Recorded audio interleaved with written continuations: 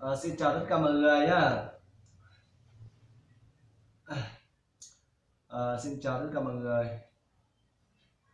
Thưa mọi người, em đã xem rất nhiều clip như là em quên mất clip của anh ấy rồi, nhưng mà có nhiều người bán hàng tạp hóa các kiểu là đấy, xong là có nhiều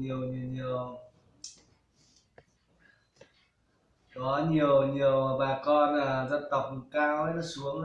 chợ nó mua gạo, mua những thứ gì ấy, nó lại không không không biết tiếng kinh cơ, nó lại toàn nói tiếng Mông thôi, mọi người không hiểu. Cho nên hôm nay em sẽ dạy cho mọi người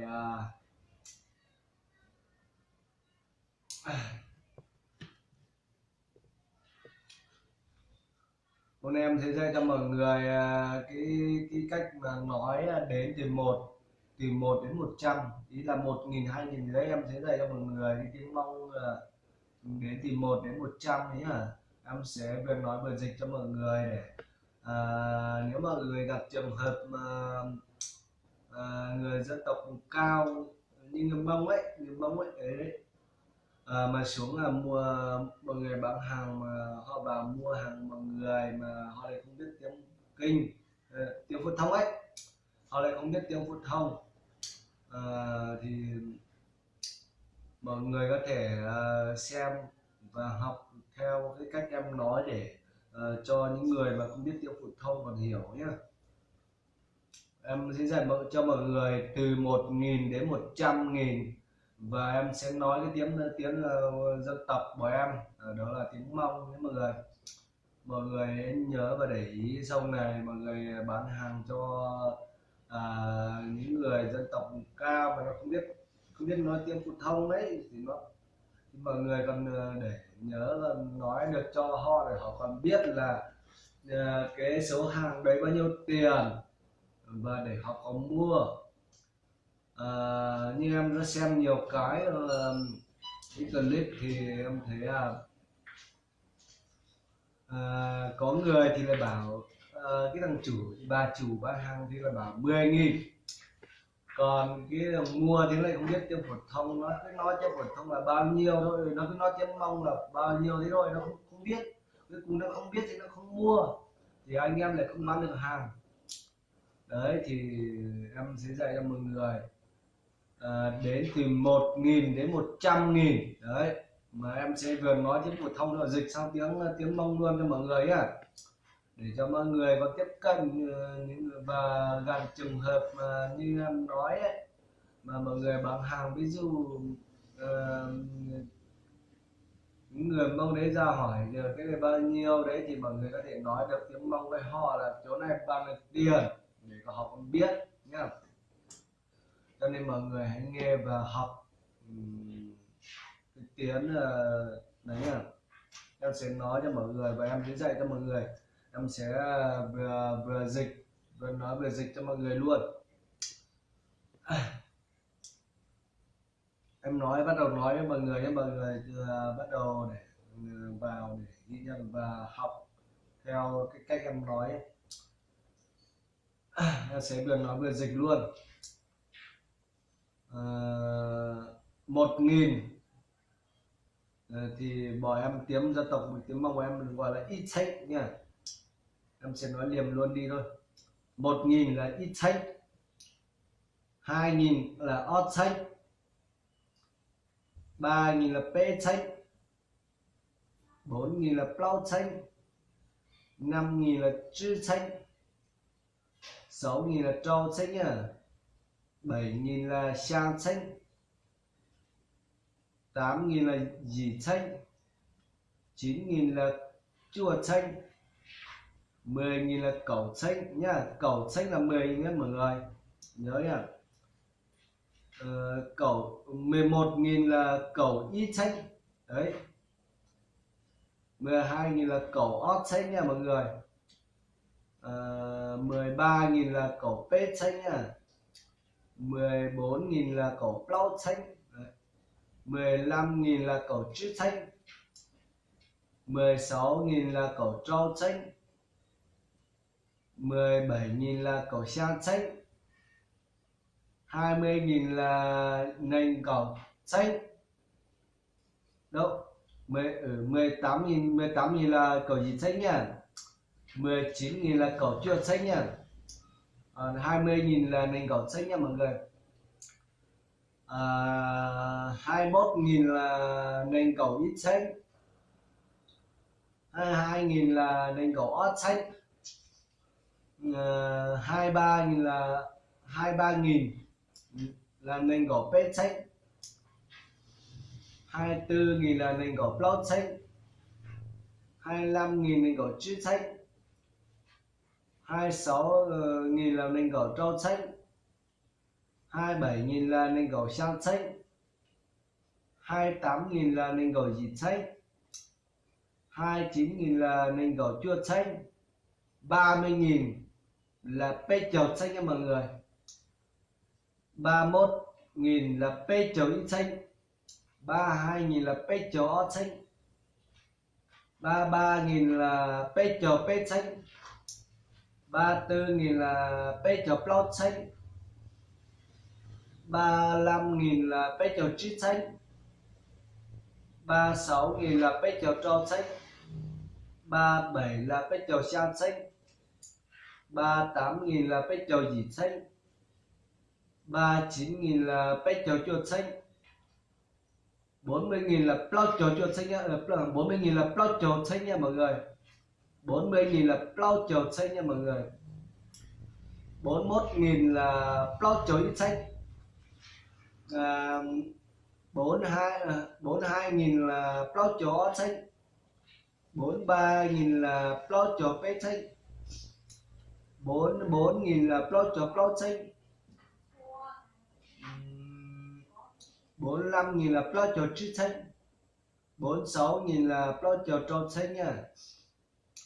47.000 là plot chầu sang xanh nha, 48.000 là plot chầu dịt xanh nha, 49.000 là plot chầu chuột xanh nha mọi người, 50.000 là chi chầu xanh nha mọi người, 50.000 là chi chầu xanh nha mọi người, 51.000 là chi chầu ít xanh nha mọi người, 52.000 là chi chầu ót xanh nha mọi người, 53.000 là chi chầu pet xanh nha, 54.000 là chi chầu plot xanh nha, 55.000 là chi chầu chít xanh nha, 56.000 là chi chầu trâu xanh nha, 57.000 là chi chầu sang xanh,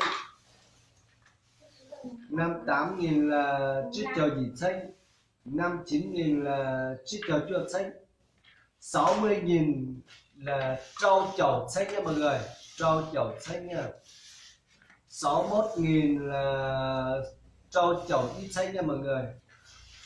62.000 là trâu chầu ót xanh nha mọi người,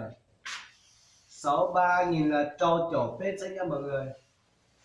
64.000 là trâu chầu plot xanh nha mọi người, 65.000 là trâu chầu chít xanh, 66.000 là trâu chầu trâu xanh, 67.000 là trâu chầu sang xanh, 68.000 là trâu chầu dịt xanh, 69.000 là trâu chầu chua xanh, 70.000 là sang chầu xanh nha mọi người, 71.000 là sang chầu ít xanh nha, 72.000 là sang chầu ót xanh, 73.000 là sang chầu pet xanh, 74.000 là sang chầu plot xanh, 75.000 là sang chầu chít xanh, 76.000 là sang chầu trâu xanh, 77.000 là sang chầu sang xanh nha, 78.000 là sang chầu dịt xanh, 79.000 là sang chầu chuột xanh, 80.000 là dì chầu xanh nha, dì chầu xanh, 81.000 là dì chầu ít xanh, 82.000 là dì chầu ót xanh, 83.000 là dì chầu pet xanh, 84.000 là dì cháu pro xanh, 85.000 là dì cháu chữ thanh, 86.000 là dì cháu trao xanh, 87.000 là dì cháu xa xanh, 88.000 là dì cháu dì xanh, 89.000 là dì cháu chua xanh, 90.000 là chua cháu xanh nha mọi người, 91.000 là chua cháu ít xanh, 92.000 là chua cháu xanh, 93.000 là chua cháu pet xanh, 94.000 là chua cháu plau xanh, 95.000 là chua cháu chữ xanh, 96.000 là chua cháu trâu xanh, 97.000 là chua cháu xa xanh, 98.000 là chua cháu dĩ xanh, 99.000 là chua cháu chua xanh,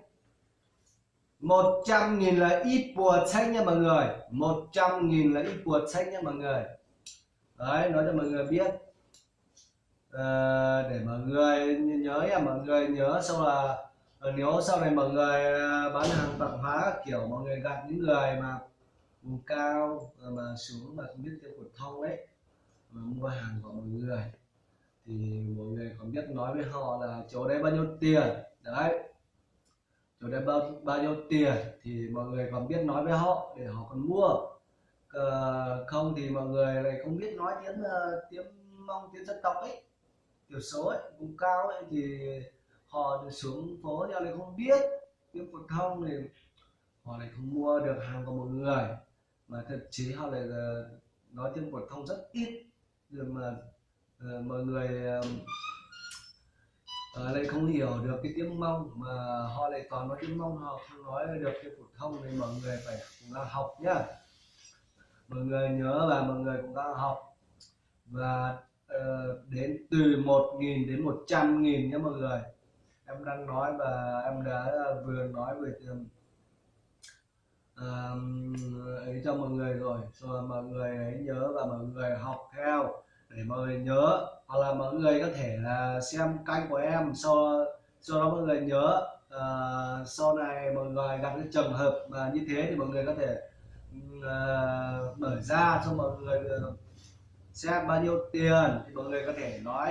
nói cho để những người đấy có thể biết, những người mà mua hàng của mọi người ấy có thể biết nhá. Thời gian qua em đã xem rất nhiều clip nên là có rất nhiều người mà nó xuống mua hàng, như là đặc biệt là đi người phụ nữ ấy, phụ nữ người dân tộc vùng cao ấy, dân tộc thiểu số ấy, thì họ xuống chợ họ mua nhiều thứ đồ, ví dụ họ mua gạo, mua này nọ ấy, mà ý là bao nhiêu cân thì họ cũng biết rồi, thì mình đặt trên cái cân thì họ cũng biết rồi, nhưng mà không biết, họ cũng không biết là bao nhiêu tiền, mà họ hỏi là bao nhiêu tiền thì họ lại nói bằng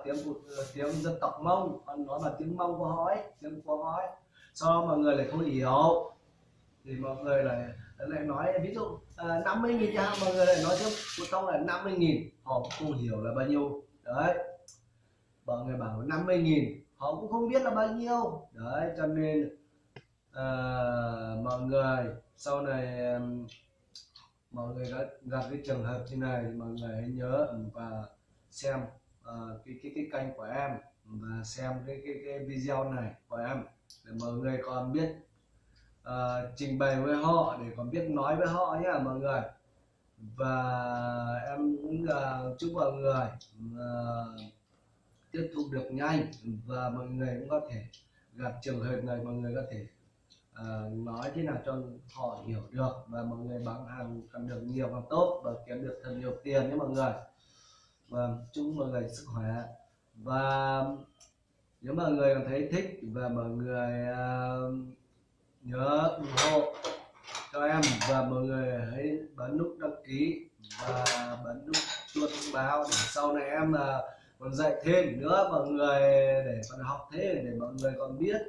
sau này mọi người gặp cái trường hợp như này mọi người còn biết để nói với họ và trả lời họ là bao nhiêu tiền nhé mọi người. Đấy, em đã dạy cho mọi người rồi, em đã dạy cho mọi người từ 1.000 đồng đến 100.000 đồng. Em vừa nói vừa dịch cho mọi người rồi, mọi người hãy để ý và xem. Và mọi người hãy nhớ đừng quên bấm cái nút đăng ký kênh và ủng hộ em nhá. Chúc mọi người sức khỏe. Và sau này em có thời gian và em cũng sẽ có thể dạy cho mọi người thêm nhiều hơn nữa. Chúc mọi người sức khỏe.